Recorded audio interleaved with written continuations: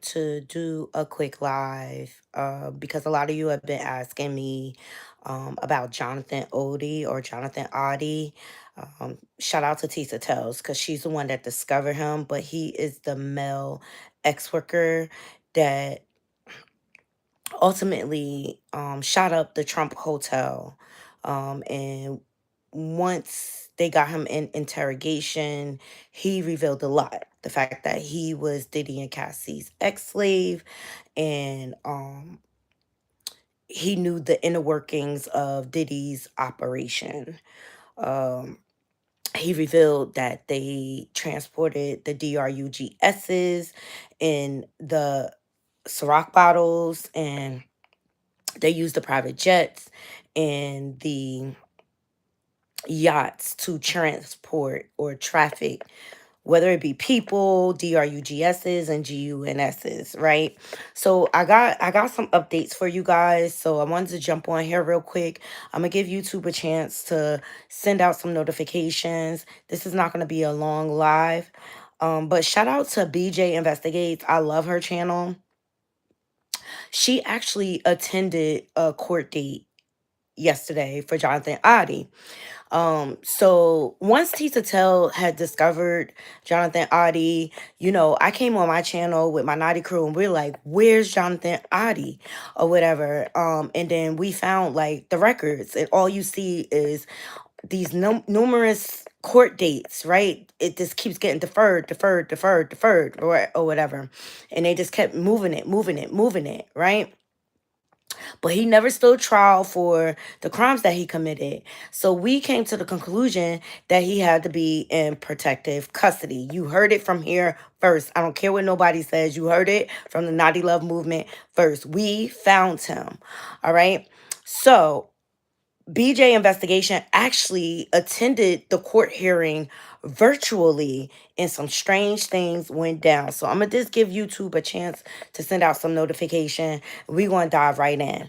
But also, I have someone else that confirmed that he was in protective custody. Hello to everybody joining. Please thumbs up the video. This is an impromptu live, and I'm coming down with a cold, guys. I am. I'm coming down with a cold, and I've been trying to fight it or whatever, but yes.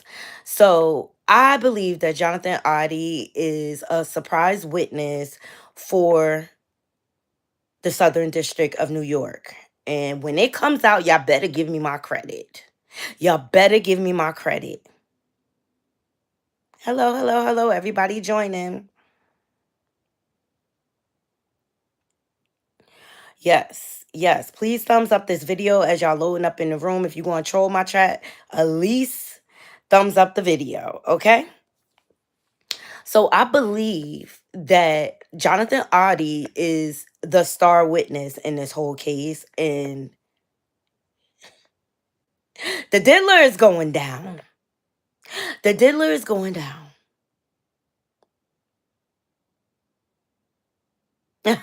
Oil love for Diddy. Oh my God. Everybody's having all these jokes. So let's get into BJ investigation to see what happened when she went to the court date yesterday. Okay? Let's get into it.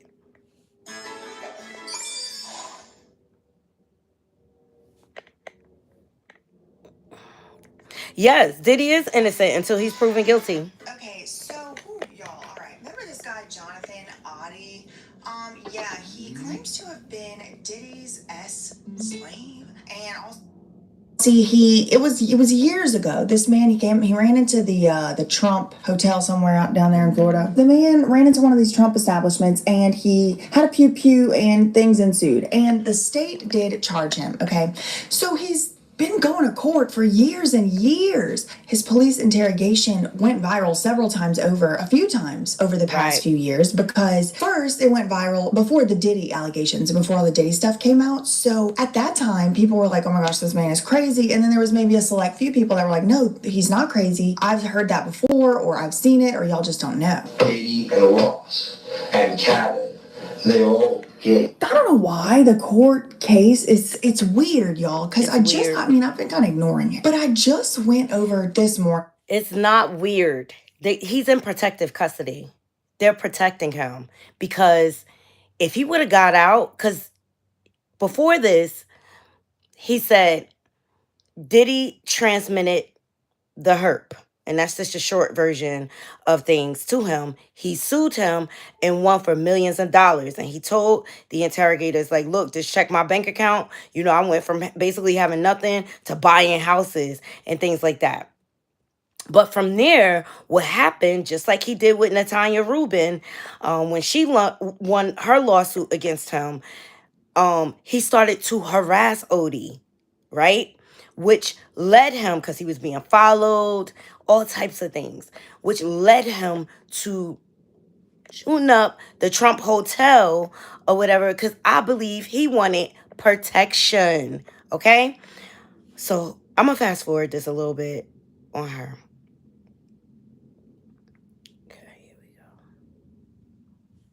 To this date. And then there's like, I don't know, hundreds of subpoenas for all these different people. Right. And it's like almost 1,000 documents have been filed in this case. Right. There's like all these different lawyers that have come in and out.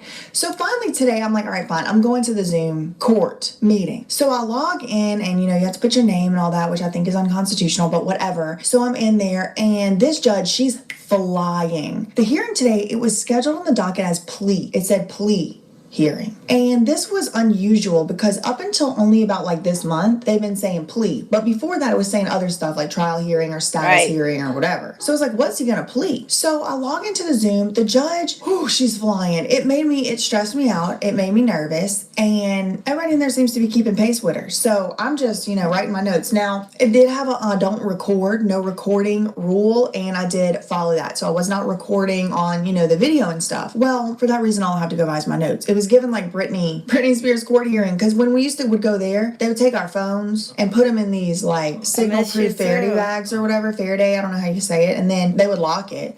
I miss you too, Booski. So this is BJ Investigation. She attended the court hearing via Zoom, okay, for Jonathan Oddi. And it's the same thing we discovered, but remember, Knotty Crew, y'all learned it here first. Jonathan Oddi is in protective custody, and I believe he's going to be a surprise witness in the Diddy case. Remember, you heard it here first. Tisa Tells discovered him, and we went on the hunt, and we found out what was going on with Jonathan Oddi. Thumbs up this video. Thumbs up this video. Okay? So let's hear what BJ Investigation went through on the Zoom. Here we go. They did that to the public, you know, they didn't do that to the media, so they had their phones. Security guard patted us down. They put our phone in this little bubble case. They can't get unlocked until we walk out. At the Diddy party? I've never been to one, but it does sound similar from how it has been described. And that's why they lock up our phones, because they know what we see in there, you know, he can get in trouble, like right now. Anyway, so then this judge, she's cute. She has a sign above her head that says, quote, "We who labor here seek only truth." And I just thought to myself, I hope that part's true. You know, the irony if that wasn't true, it would be like, woo, one of us always tells the truth, one of us always lies, paradox or something, you know. Anyway, okay, so she's like flying through these other cases, and like almost every single case is like reset, like 30 days out, 30 days out. A couple of them, it's like, all right, we're not going to prosecute. They're going to let him out of jail or whatever. Finally, she does call Jonathan Oddi's case, and the camera is not set up in the courtroom. So you can't see in the courtroom. You can only see her, the judge, and there was like this one judicial assistant you could see. So you couldn't see her, you know, if Jonathan Oddi was there or not. It doesn't seem like they do transport the people to the court dates. It seems like they probably would have been on Zoom too, but his name was not up on the Zoom. So I don't know if he was in there or not. I really don't know, but I can tell you I did not see him. I cannot confirm he was there. So she calls up these lawyers, and again, I was just scribble scratching, trying my best to write what was, you know, she was saying. It was like kind of like happened so fast, but on the record, Jonathan Oddi's lawyer's name is Christopher, and it's spelled Decoste, but I think she was pronouncing it Decote. I'm really not sure. Decoste is what it looks like to me. But she calls up the lawyers, Finley, maybe Quinley, I really don't know. Finney, I can't tell. couldn't tell you. And Dakota, she calls up the lawyers. Nobody says anything. She's like, Mr. Oddi. I thought it was Oddi. Maybe it's Oddi. I don't know. She said, Mr. Oddi. Nobody's saying anything. And finally, the camera off prosecutor. I feel like if you're working for the people, you should have your camera on. We should be able to see what you're doing. Camera off prosecutor, AGA Schwartz. He says something about this is an out of division ASA. It's like a riddle. It's a code word. I don't know. I mean, I went all the way to law school, past the bar, and know what they're talking about. And so the judge is like, okay, well, I'll pass it. I'll pass the Oddi case for now, and just moves on. Now we wait for it to come back up because maybe it looks like his lawyers weren't there or something because nobody spoke except this one prosecutor. And so then again, about 15 minutes later, 9:30 Eastern time, judge calls for Oddi. She's saying Oddi. I think it's Oddi. His case again. Schwartz, Finland, Ken Quinnan. I don't know what his name is. Then the judge asked if anybody had anything on the case. I'm paraphrasing, but she's like, does anybody have any notes? Anybody have anything? Anybody have anything to report? It's just kind of like one of those moments, right? No, they did not. Nobody did. Crickets. It's weird, right? It's weird, but I believe he's in protective custody and they have to go through the motions to make it look good for the records, okay? Yeah. Come on, BJ. And she said she would continue to pass on that case. She did mention in that time, to my recollection, according to my notes, I mean, it happened so fast again, but I did write down in here something about there was mention of a family member there, but I don't know exactly what the judge said. So the judge then calls the next case, and like within seconds of calling that case, goes off the record, turns the camera off, turns her microphone off, and like minutes goes by. Now, she was purporting to be calling the next case. But in that first interaction I just told you about, you know, when she first talked to that lawyer about out of division ASA and all that, she stopped in the middle of it. I hope there's a transcript. She stopped in the middle of that discussion and referred to a previous case and said, hey, attorney so-and-so, I just to let you know, we're going to push it off for it. It's going to be the new hearings 10/28. So she's trying to get people out of there, right? So I do know that she is willing to stop what she is doing to go and attend to a previous case. Right. But she does say, okay, let's go off the record, and turns the camera and the microphone off. I don't know. It's the last thing she said was another case. She said, we're going to skip Oddi and go to the next case. And she goes off the record for like 5 minutes or so. Okay, so she goes off the record for like 5 minutes, according to BJ. I love BJ investigation. Please get these likes up. Please like the video. Hey, Great T Boo. So BJ investigation actually attended a virtual court hearing for Jonathan Oddi. Okay, and remember, Knotty crew, we found Oddi. I'm the one that said it first, that he was in protective custody. Remember where you got it from first, okay? So I appreciate BJ hooking us up and going to the virtual court case and breaking this down. But please thumbs up this video. It felt like a long time. Then there's like a group chat and people are like, is anyone else cut off from the audio? And it's like, yeah, this is a long time to be off the record. Cause it was minutes. It was enough for like at least 2 people in the group chat to be like, we still off the record? Like, but it is kind of like, you know, restaurant time. Court time is like, sometimes minutes pass fast. Sometimes it's slow. It's a time warp. Okay. So at 9:54, she calls again for the Oddi case. It's the 3rd time. Okay. And I'm again, it's moving so fast, I cannot tell you, and I wasn't able to record it, who was speaking. But it seemed like it was someone speaking now as if they were Oddi's lawyer, Jonathan Oddi's lawyer, or like working with the lawyer. He said, Dakota, the lawyer, the defense, Jonathan Oddi's lawyer, just couldn't be there today. Jonathan Oddi has been in prison since 2018. Being held, or jail, I guess. I don't know if it's prison if you haven't been sentenced. And they keep pushing and keep pushing. He said, but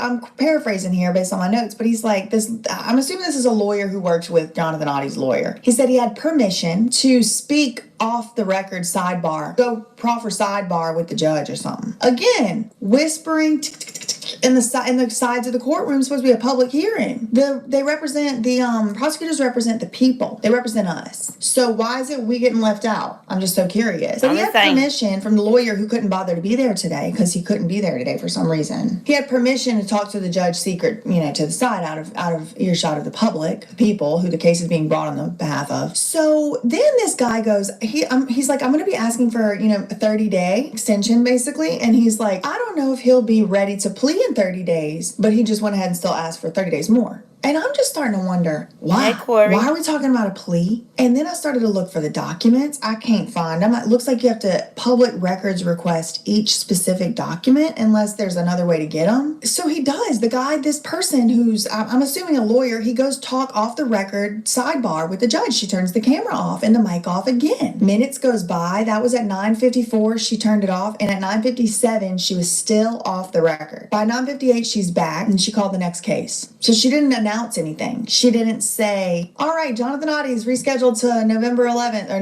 nothing. Like, she just came back on her, all right, I'm going to call case number. And it's like, what? So I waited around again. And then there was some other stuff going on with some other people. They were supposed to be letting some poor man out of jail today. Arias, I don't know what his name is. Free him. His sentence got reduced to time served, so he's supposed to be getting out of jail today. And they messed up the transportation order. So the jailer, the whatever, didn't bring him to the courthouse today, so he can't get out of jail till tomorrow. Then the court went into recess at 10:19, and I said, you know what, I'm logging off. So right before I sat down to film this video, I did check the record, and the record says that it's continued. It's continued. The next hearing is going to be on November 15th, 30 days. Today's October 15th, so it's going to be November 15th. Okay, so this is the pattern. You heard it. Thank you, BJ Investigates for going to the virtual visit. I believe Jonathan Oddi is in protective custody, and they're just going to keep pushing the case until it's time for him to testify. That's what they do. They always keep continuing his trial. So it's crazy because when I was thinking about coming on, this came up on my feed, right? And I had never heard Gene Dill speak on Oddi until this clip came up. Thumbs up this video. Now listen to what Gene Dill has to say. Shout out to Nicole. Everything. He kind of confirmed what we already knew, Knotty Crew, because we so smart over here. Yep, we smart. Yep. And we deal with facts. We don't live in this Delulu world of Hollywood. Oh, no. Thumbs up this video. Well, let's hear what Gene had to say, okay? And, he's been doing a lot of backtracking lately. But Gene Dill, you're going to end up being called as witness. All right, here we go.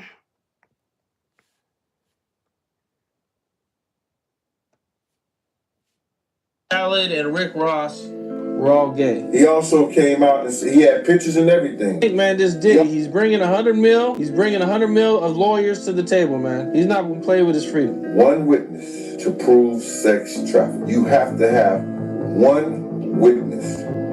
You already said yourself, Cam, that Cassie is the star witness. All you need is one witness to prove it. She got the time, the places, and one of the persons. He's in federal custody right now. Jonathan Oddi. He's in custody right now. Who's Jonathan Oddi? Jonathan Oddi is one of the sex traffickers that brought the case to, I think, the Miami-Dade police when he went into one of Trump's office and shot it up.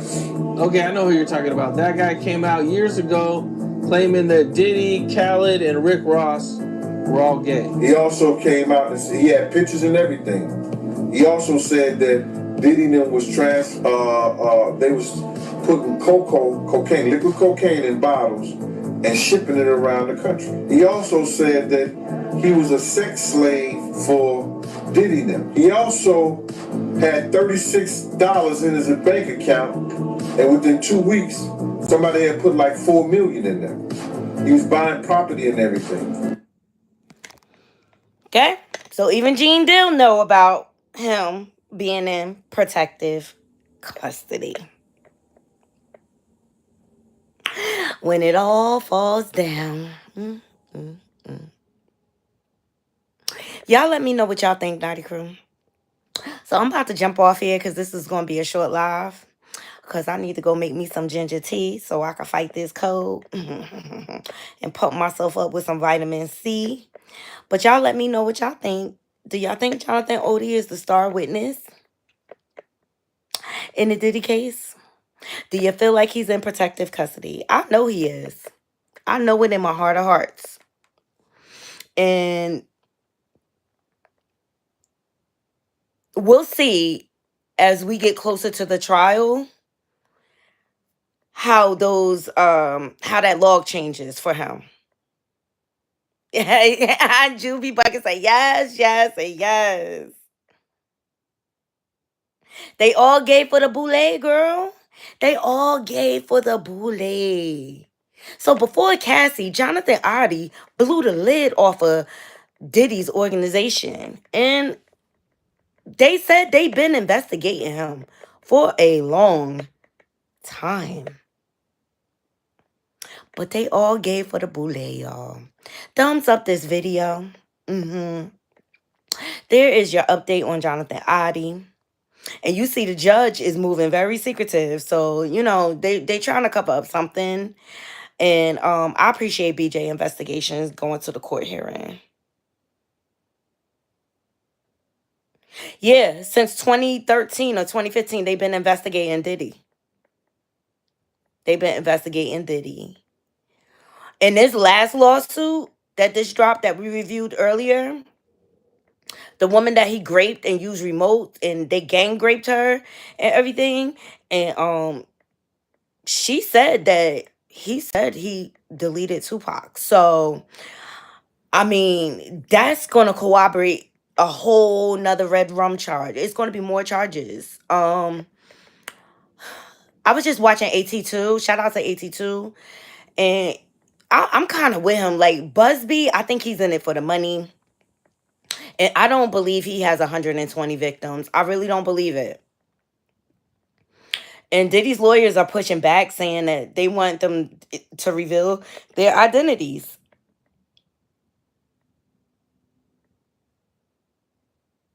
Nope. He ain't coming home. It's a wrap. It's a wrap for the diddler. It's going down. It's going down. Do I believe there's a political agenda behind him being taken down now? Yes. Because they let him operate for 30 years. Absolutely. Absolutely. In this election year, I feel like the feds felt pressure from the public to do something about it. And so now they can't look the other way. But I want to see all the police that was in his pocket through the years from LA, from Cali to Florida to New York. I want to see all of them prosecuted too. Like at the end of the day, like I feel like a lesson should be put out. The way they try to make people examples as letters of the law, I think the police need to be made examples of. Like, you do not take that oath and then canoodle with the criminals. It's weird. It's weird. It goes against everything they take oath for. And tired of these dirty cops. You're supposed to protect and serve, not participate in criminal activity. And that should be a lesson to all these police out here. Like, seriously. Just because you have all this money and fame, that does not give you the right, or that does not give you the leeway to be above the law. I don't care how famous you are. I don't care how much money you have. But they allowed this man to operate for 30 years. So I want to see more than a diddler going down. I want to see law enforcement going down too. Because with the cover up with the Tupac deletion, then there was some cover up on the Biggie deletion. Like, stop it. Like, justice needs to be served once and for all. All right, Knotty crew. I appreciate every last one of you joining me. I love you all long time. Please thumbs up the video. If you're not subscribed, please subscribe. And please follow me on all my free apps, socials with Knotty Love Movement everywhere. So y'all got 3 lives for me today, and I'm sick.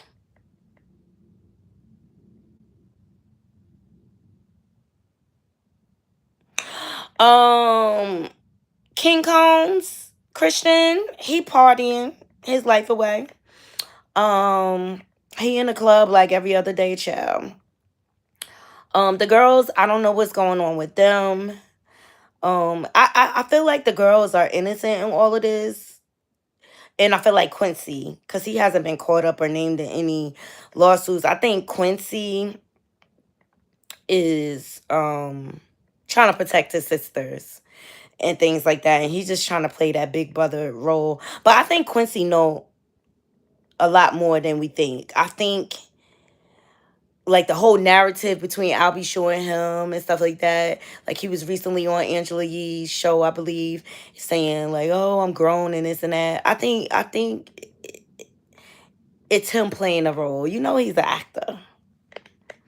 It's him playing a role. And I know, I feel like he believed in his heart of heart. He he know something not right with his mother untimely demise. You know, um, I know Albie Shore posted the other day on his page. Let me see, because I believe him and Albie Shore are working together to get the case reopened. So he posted the other day, I'll be sure. And if you look in the caption, he says, hashtag justice for Lady KP. So, you know, he's got some, Diddy's got more charges coming down the pike. And then let's not forget, Tupac's family hired Alex Tapero to investigate these rumors with Diddy's involvement. And like with the Little Rod lawsuit, he mentioned the 1999 shooting, right? In this last lawsuit that just dropped, now is talking about the Tupac Red Rum. Okay? So,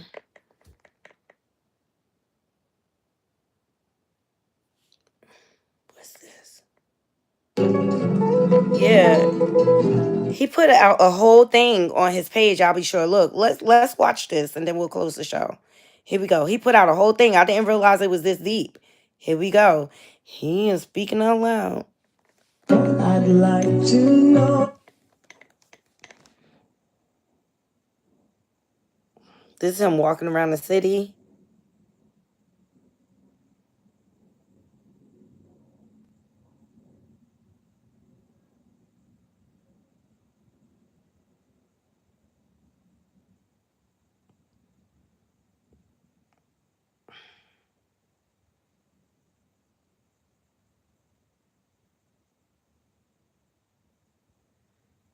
Just watch this. Look.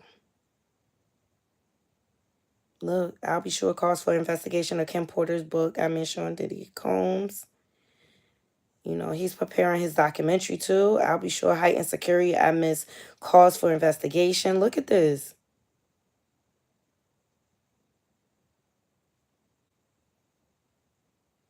He calls for investigation into Kim Porter's death.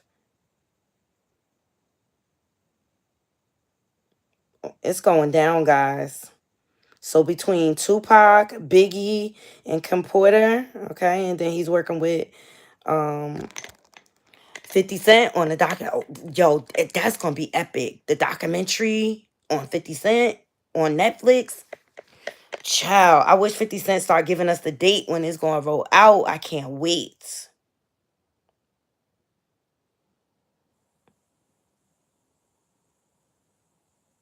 Yeah, a lot of people believe Quincy was a victim, and I don't want to make any assumptions, but it makes me think about that section in the Kim Porter book that we read, where she said, um,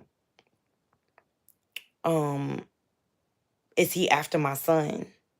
And then people said like Quincy spent a lot of time down south with Kim's family, so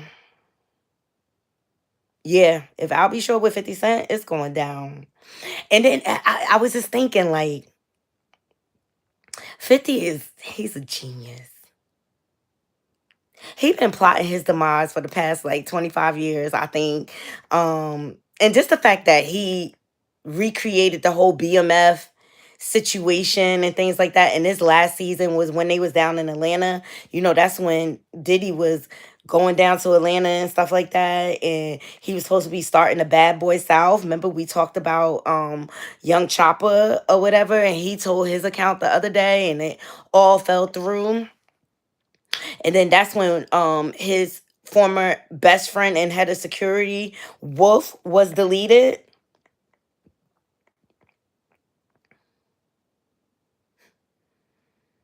And then the man responsible for 50 Cent's $1 million deal, he spoke about it on Drink Champs. His last name is Lighty. I forget the first name. His last name is Lighty, but his untimely demise, and 50 Cent felt like, and a lot of people felt like that was not the case. And he was getting married to Tupac's ex. Like, Diddy is just a very controlling, jealous, manipulative, narcissistic, egotistical monster, in my opinion. Hey, Tarshella. Chris Lighty. Thank you so much, Tarshella. Yeah. 50 Cent spoke about that out loud on Drink Champs. So 50 been gunning for him for a long time, y'all. A long time. And I think at the end of all this, we gonna see 50 take the reins and be the new gatekeeper of the music industry, if he even wants to at this point. And now he gonna have his Vegas residency, child. Yes, I believe that too, Juby Buggin. I believe, like, he used Quincy, like, cause he's so jealous or whatever. And just think about his pattern. All the women that he always wanted, they were either with someone else or in situations, and he took them away. The same thing with Cassie and Ryan Leslie. She was with Ryan Leslie first. Then did he force her in relationship with him? I believe he used Quincy as a pawn. I do. And I believe he kept Albie Shore away. Look, Al has to take responsibility, but we don't know what went on behind the scenes. And I think that's what we're going to find out in his documentary and things like that. I think he has admitted that he was an absentee father at some point in time, but that could have been a narrative that he was forced to go along with. Right. He probably, because he wanted their men. Hey, D. Smith. Yes, absolutely. Absolutely. So I'll keep my eyes out, but I believe Jonathan Oddi is going to be a key star witness, and they had to keep him safe. So I believe he's in protective custody. I believe he's in protective custody, and I believe they really going to take him down this time. Yes, you be bugging. He manipulated everybody around him for selfish gain. I believe that too. Like, he was a greedy, greedy man. He wanted everything for himself. It was, remember Lil Kim always said it. It's all about Puffy. Diddy is all about Diddy. She said it out her own mouth. She even took the fall, because she wouldn't turn witness. That's why she ended up doing time. And Diddy did not care. He did not go see her. He didn't give her no money on her books. None of that. I believe Lil Kim she got a story to tell. She got a story to tell. Cause all the abuse she went through with Biggie and stuff like that, like, that's the environment they created at Bad Boy. The graping and the DV and the SA, like, sick. They sick. They sick. So I love you all. It looks like Mims is going live. I'm gonna see what he talking about. But I love you all. I appreciate y'all joining me. I just wanted to come and bring y'all an update on Jonathan Oddi. And I still stand by what I said. He's in protective custody, and I believe he's a star witness for the feds. And I believe it's going down, down, down, down, down, Naughty Crew. See y'all later. Talk to y'all soon. Now, I have a really, really busy day tomorrow. And that's kind of why I was like, you know what? Let me just go live as much as I could today. So, I don't know what time, because I'm gonna be able to go live tomorrow, because I gotta go to the Apple store so we can get our new laptop and start having our panels again. And also I gotta pick up mommy's glasses, and then my mom threw a monkey wrench. She's like, I want to go to the Louis Vuitton store. I want a new pocketbook. So I'm like, okay, mom. Okay, she can have whatever she wants. She can have whatever she wants. I would never tell her no, because she never told me no.